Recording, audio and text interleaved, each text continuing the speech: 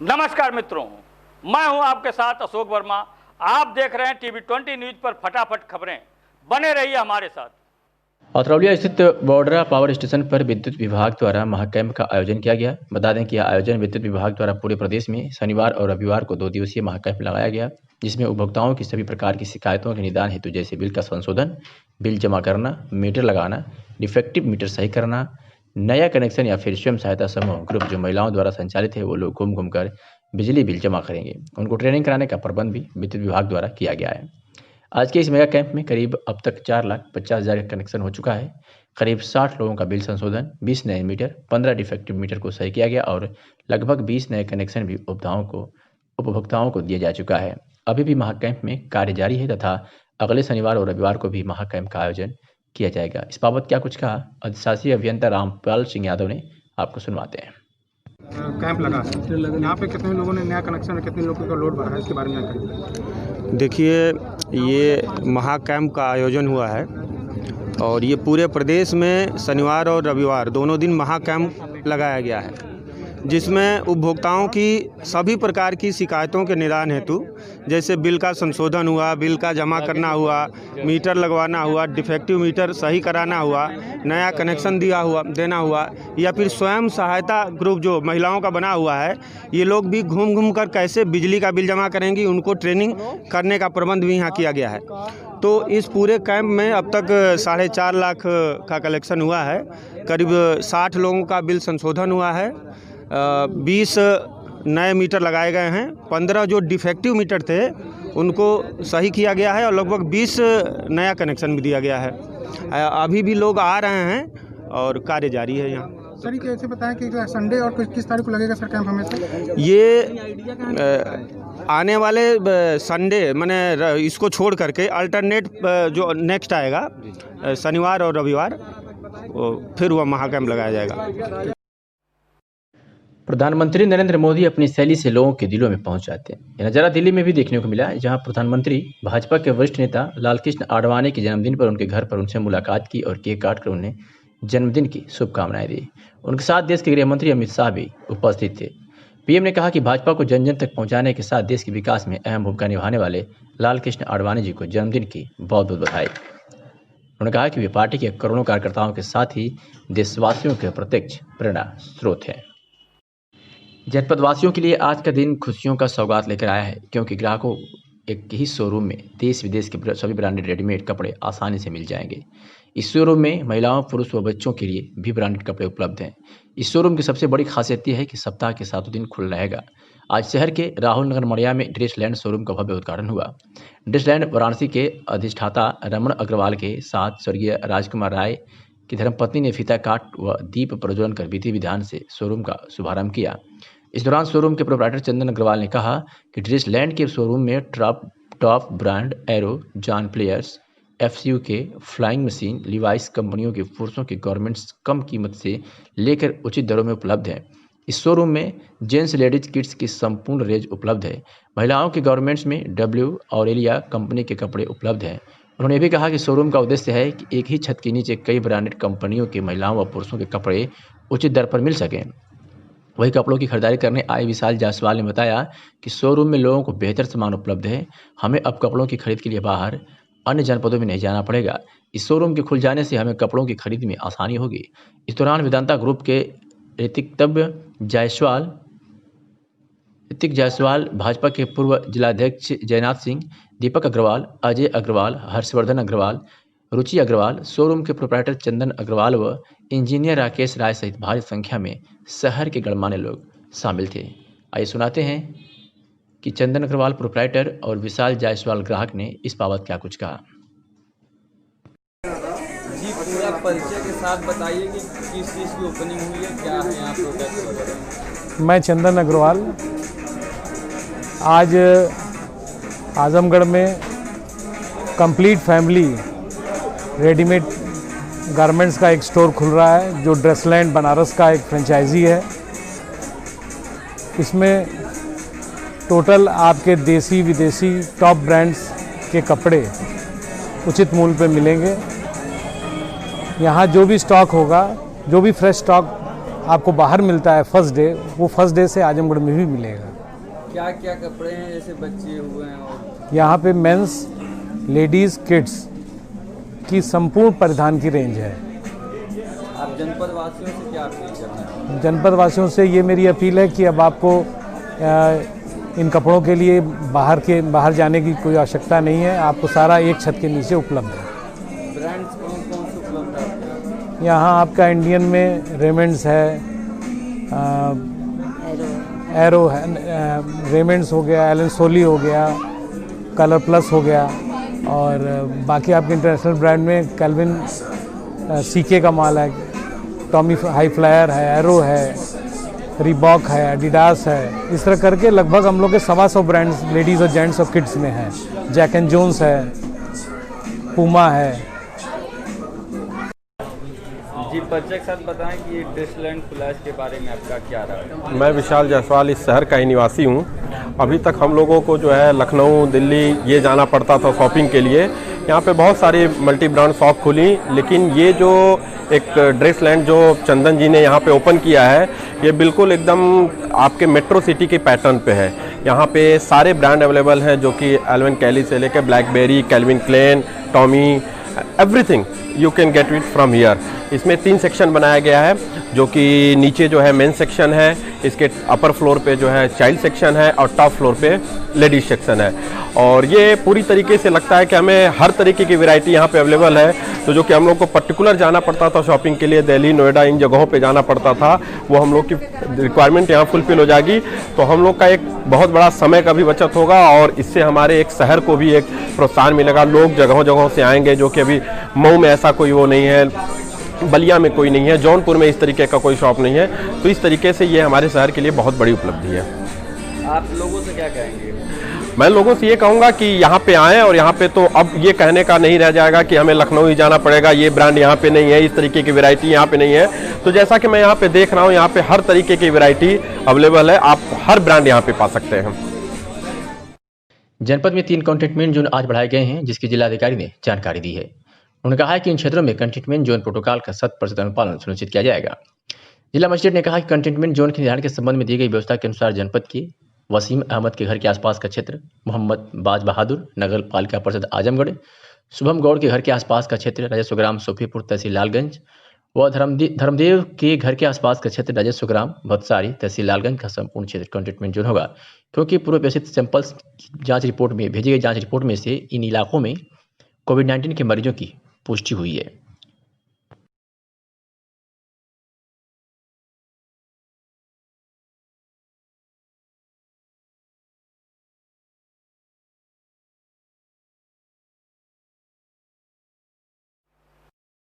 आजमगढ़ में दीपावली के त्यौहार पर मिट्टियों से बने गणेश व लक्ष्मी जी की मूर्तियों की बहुत डिमांड होती थी।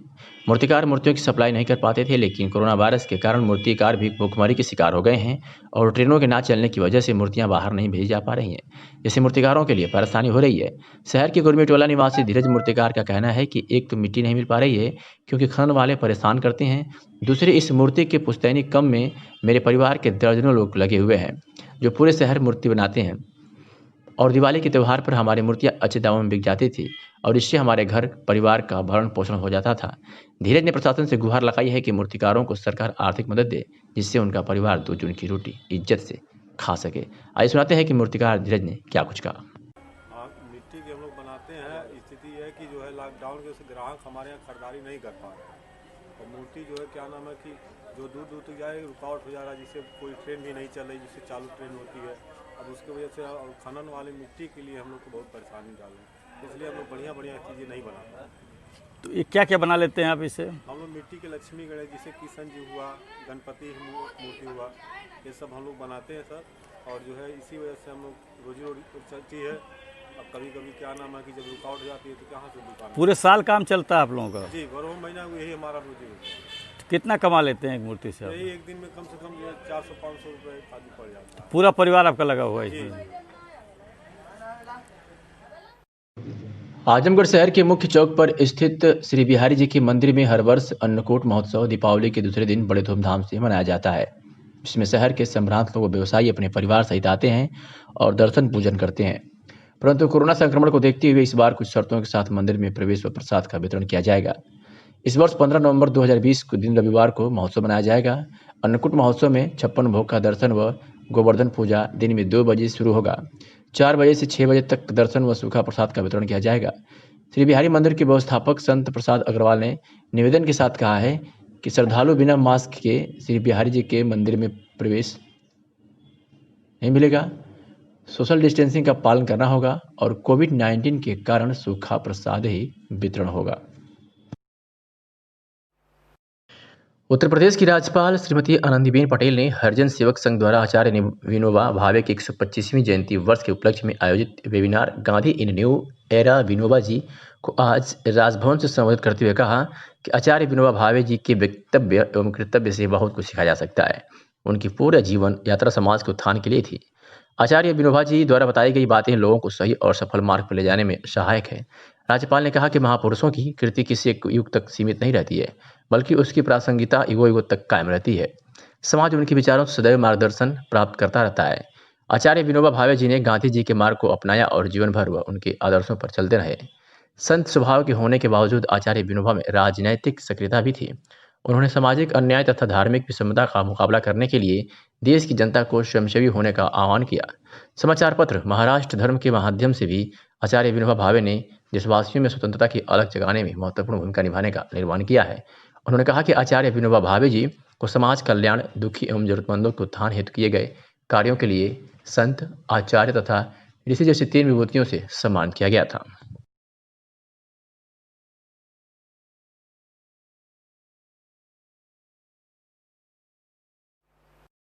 अब बात कर लेते हैं आज की पुलिसिया कार्रवाई के बारे में।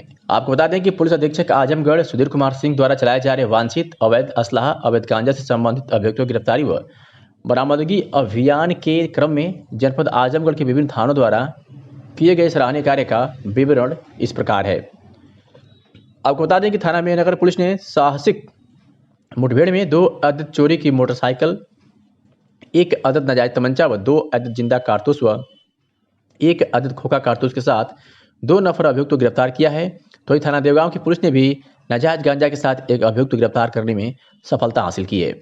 बात करें अगर थाना बरदा की पुलिस की, तो थाना बरदा की पुलिस ने भी अपनी अलग अलग 2 कार्रवाइयों में अभियुक्त गिरफ्तार किया है, जिसमें एक कार्रवाई में चेन व अंगूठी के साथ 3 वांछित अभियुक्त गिरफ्तार किया है।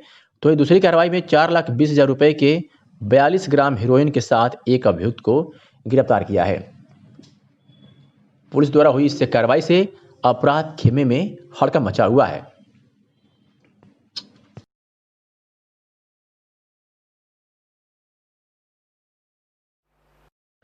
आजमगढ़ में कामधेनु स्वीट हाउस माता और गंज की दूसरी ब्रांच का बाबू ने उद्घाटन किया गया है। उद्घाटन उन्होंने अपने माता पिता से ही करवाया है कि ब्रह्मा स्थान स्थित काशी कामधेनु मिष्ठान भंडार का भव्य शुभारंभ किया गया, जिसमें इलाके के लोगों ने भरपूर मात्रा में मिठाइयाँ खरीदी और लजीज स्वाद की तारीफ भी की।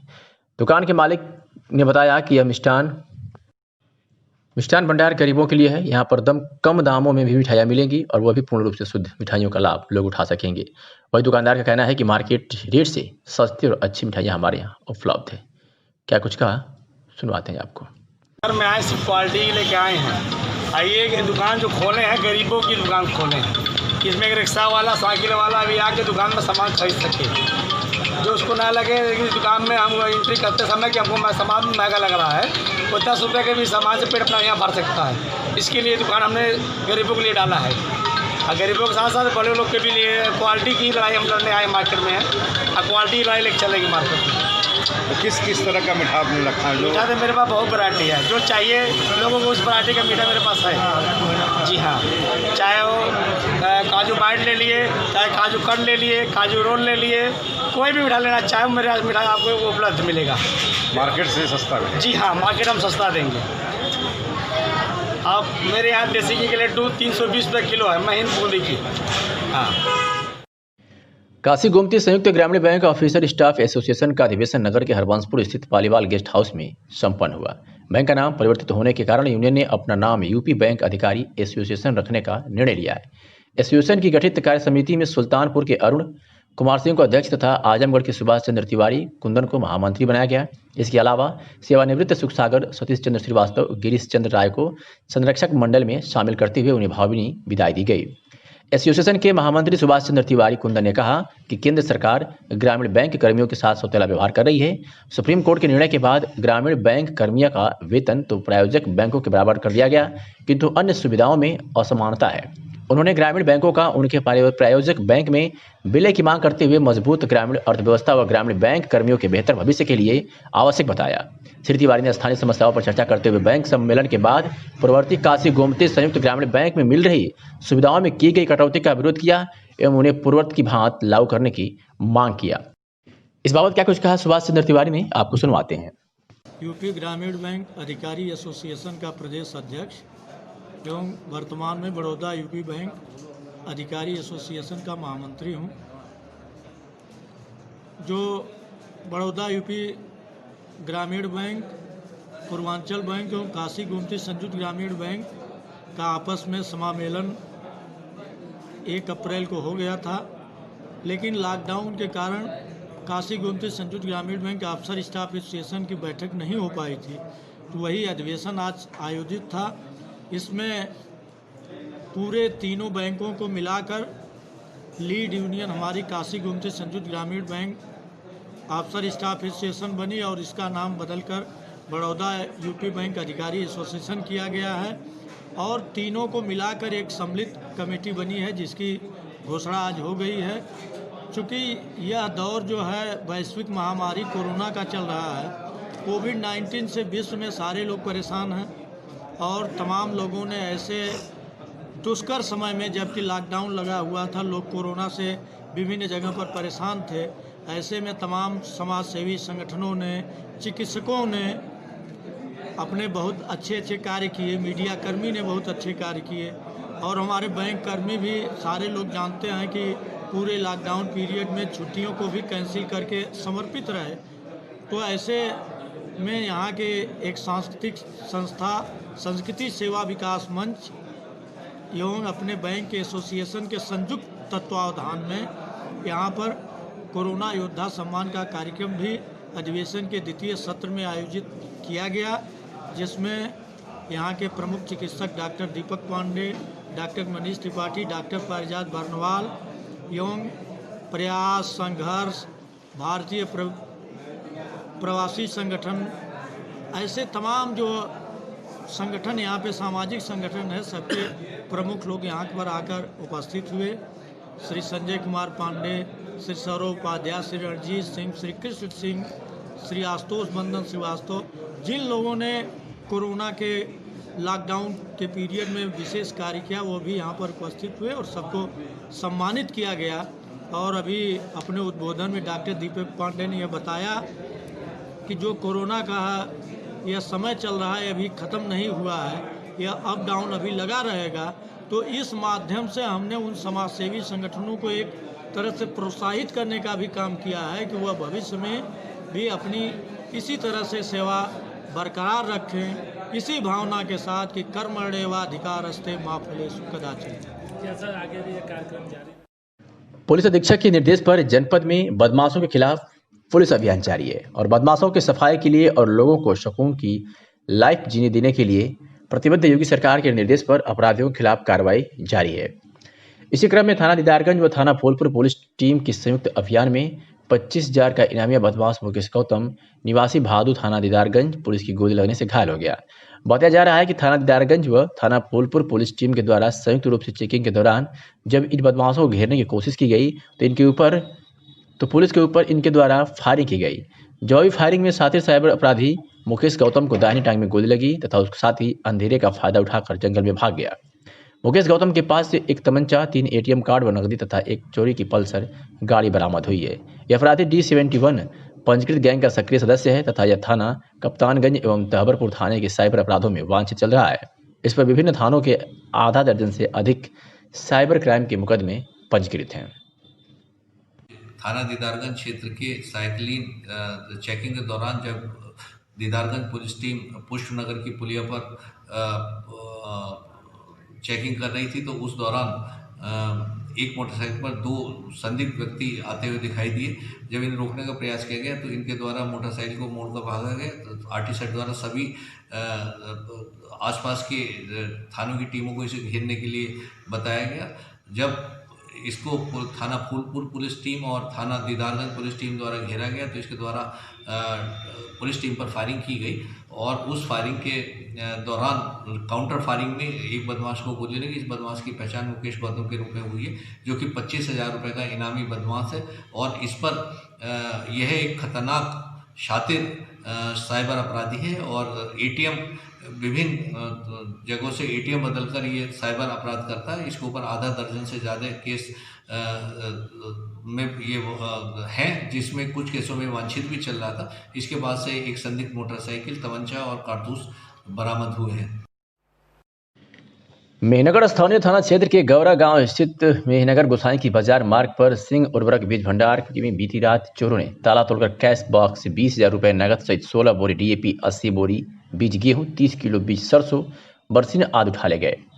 रविवार सुबह जब दुकानदार राम जन्म सिंह पुत्र स्वर्गीय शंभुनाथ दुकानदार पहुंचे और शटर का ताला तोड़ा देखकर चकरा गए। अंदर जब जाकर देखा तो नकदी सहित सारा सामान गायब था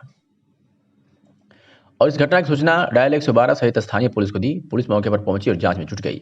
चोरी के बाबत दुकानदार राम जन्म सिंह ने स्थानीय थाने में अज्ञात चोरों के विरुद्ध तहरीर दिया है।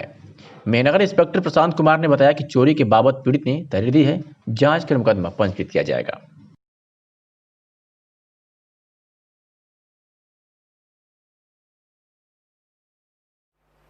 बढ़ते हुए व्यावसायिक प्रतिस्पर्धा लोगों को लाभ देने के साथ साथ बहुत सारी मुसीबतों का भी सामना करवा देता है, जिसमें सड़कों का व्यावसायिक रूप से अतिक्रमण प्रमुख है, जिसकी कीमत आमजन को दुर्घटनाओं से होने वाले नुकसान से चुकाना पड़ता है।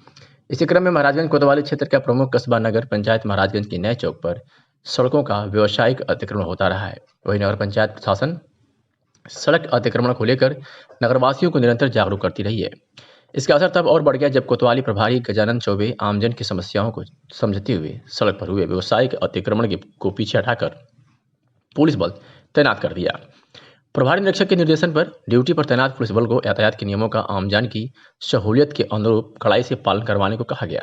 पत्रकारों से की गई वार्ता में उन्होंने कहा कि पुलिस बल की प्राथमिकता कस्बे में आने वाले लोगों को विसंगत सहूलियत प्रदान करना होगा।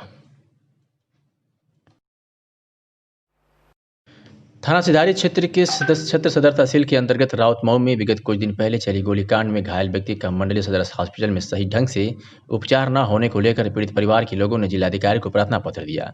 पत्र योगी युवा वाहिनी के मुख्य संस्थापक साहिल उपाध्याय ने पीड़ित परिवार का हाल चाल सुना और डॉक्टरों की लापरवाही की शिकायत सीएमओ से किया। पीड़ित परिवार तेज बहादुर यादव का गांव के ही 4 लोगों से जमीनी विवाद पहले चल रहा था। उसी विवाद को लेकर विशाल लाइसेंसी बंदूक से जान से मारने की नियत से अंधाधुंध फायरिंग करने लगे, जिससे कई लोग घायल हो गए। उसके बाद सभी घायलों को उपचार के बाद छोड़ दिया गया था। इसमें सीमा की गंभीर हालत को देखते हुए इलाज के लिए रेफर कर दिया गया है। पीड़ित परिवार ने बताया कि हॉस्पिटल में तैनात डॉक्टरों द्वारा जिस हाथ में गोली लगी थी उस हाथ का एक्सरे न करके दूसरे हाथ का एक्सरे कर दिया गया। पीड़ित ने भी बताया कि मरीज घायल अवस्था में बेहोश होने के कारण यह नहीं बता पाया कि एक्सरे दूसरे हाथ का किया गया है। पीड़ित परिवार के लोगों ने जिला अधिकारी से जांच कराकर दोषियों के खिलाफ कार्रवाई की मांग की है। साहिल उपाध्याय मुख्य संस्थापक योगी युवा वाहिनी ने क्या कुछ कहा, इस बाबत आपको सुनवाते हैं। सूचना प्राप्त हुई है कि जनपद में कई बगल के गांव सठियाव के पास में गांव के पास किसी पेशेंट परिवार को गांव के दबंग द्वारा छर्रे के द्वारा फायरिंग की गई थी, जो 5-7 लोग घायल हैं। और सूचना के अनुसार मैंने सदर हॉस्पिटल का निरीक्षण किया और उसमें और आपके वेदांता का भी निरीक्षण किया। एक पेशेंट यहाँ से रेफर है वेदांता के लिए, उसका भी हमने हाल चल जाना। स्थिति ये है कि दबाव में शासन है, यहाँ के हॉस्पिटल दबाव में है। क्या कारण है कि इन लोगों की आरोप है कि इलाज नहीं हो रहा है। इलाज के लिए अगर यहाँ भेजा गया है तो इनको इलाज प्राथमिकता के साथ करनी चाहिए। पेशेंट परेशान है लेकिन यहाँ के डॉक्टर द्वारा कुछ कार्रवाई नहीं की जा रही है, न उनको देखा जा रहा है। साथ ही इनका आरोप है कि किसी नर्स द्वारा ये बोला जाता है कि आप लोग बेड का बैनामा करा लीजिए। अगर ऐसी स्थिति होती है कि स्टाफ मंडलीय चिकित्सालय के स्टाफ ये बोलते हैं कि बैनामा करा लीजिए, ये बहुत ही शर्मसार है। जिनको हम लोग एक दूसरा भगवान मानते हैं उनकी ये बोली बड़ी शर्मसार है। और आला अधिकारी से इसकी मांग करते कि जो भी इसके आरोपी है, जो इन लोगों को प्रताड़ित कर रहे हैं, उनके खिलाफ एक्शन होना चाहिए। सीएमओ साहब से आपकी बात हुई? सीएमओ साहब से नहीं, एसओसी से बात हुई। एसओसी के द्वारा आश्वासन दिया गया, मिला जुला के सब लीपापोती, जिसका कोई उद्देश्य नहीं है। उनके द्वारा तो बताया गया कि छर्रा नहीं निकाला जाता है, छर्रा कोई नुकसान नहीं है। तब इसके तो अगर छर्रा नहीं रहता तो इलाज तो होना चाहिए।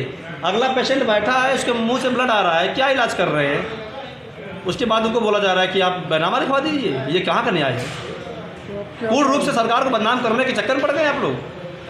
अब इसके आगे आप क्या कार्रवाई करेंगे? इसके आगे कार्रवाई सीएमओ साहब से मिलेंगे। उसके बाद अभी आज तो हमारे जनपद में अवस्थी जी का आगमन है और तमाम अधिकारी वहाँ पर हैं। कल हम वहाँ के सिधाई थाना के एसओ साहब से और एसपी साहब से भी मुलाकात करेंगे इनके प्रकरण में। जिले में 2 नवंबर से चल रहे सक्रिय क्षय रोग खोजी अभियान में 3 दिनों के लिए लक्ष्य जनसंख्या के 99% तक स्वास्थ्य विभाग पहुंच चुका है। इनमें से 309 लोगों में से क्षय रोग से मिलते जुलते लक्षण मिले हैं।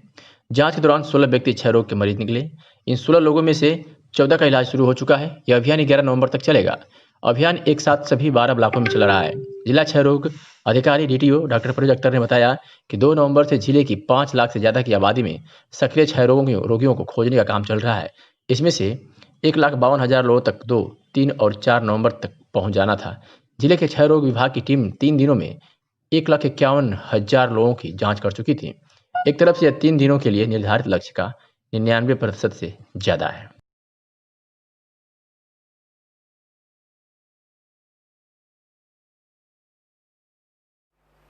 आज समाजवादी पार्टी के कार्यालय पर स्वर्गीय तहसीलदार पांडे जी की 8वीं पुण्यतिथि मनाई गई, जिसमें समाजवादी पार्टी के पूर्व सांसद नंदकिशोर यादव, MLC गुड्डू यादव और बिहारी बाबू और हौलदार यादव सहित कई वरिष्ठ नेता उपस्थित रहे। और आज लोगों ने तहसीलदार पांडे जी के चित्र पर पुष्प अर्पित किया और उनके जीवन के बारे में लोगों से चर्चा किया गया। बताया कि जो भी गरीब दुखिया उनके दरवाजे पर पहुंचता था, उनकी समस्याओं को लेकर वह अपने बड़े नेताओं के पास जाते थे और उनका काम करवाते थे। एक जुझारू समाज सेवी नेता माने जाते थे। क्या कुछ कहा इस बाबत राकेश यादव गुड्डू MLC और हौलदार यादव निवर्तमान जिलाध्यक्ष समाजवादी पार्टी ने, आपको सुनवाते हैं। स्वर्गीय पांडे जी शुद्ध समाजवादी थे। हमेशा गरीबों, मजदूरों, मजलूमों, बुनकरों की मदद करने में विश्वास रखते थे और हमेशा समाजवादी आंदोलन को गति देने का काम। क्या संकल्प लिया गया उनकी पुण्यतिथि पे आज? जी, क्या संकल्प लिया गया है? समाजवादी आंदोलन को आगे बढ़ाने के लिए। अच्छा, आगामी चुनाव भी है तो क्या रणनीति बनाई गई? वो तो आप खुद ही देख रहे हैं, बिहार से शुरू हो गया है इनका, उत्तर प्रदेश में भी अंत हो जाएगा। आज 8वीं पुण्यतिथि पांडे जी शुद्ध रूप से एक राजनीतिक सामाजिक व्यक्ति थे और उन्होंने समाज के हर तबके को जोड़ने और तबके के लोगों के लिए काम किया। उनके व्यक्तित्व कृतित्व से प्रभावित होकर के तमाम नौजवान, जो जिले का नौजवान होता था, वो तहसीलदार पांडे को अपना गुरु मानता था। तहसीलदार पांडे जी यद्यपि विधायक और MP नहीं हो सके, लेकिन उनका व्यक्तित्व इतना बड़ा था, उनके कार्य इतने सराहनीय थे कि पूरे जनपद में लोग कहते थे कोई काम न हो तो तहसीलदार पांडे जी के यहाँ चलिए हो जाएगा। तो ऐसे नेता को आज हम लोग निश्चित तौर पर याद कर रहे थे। वो पूर्ण रूपेण समाजवादी विचारधारा से उत्पोत थे और उन्होंने समाजवाद को हमेशा आगे बढ़ाया।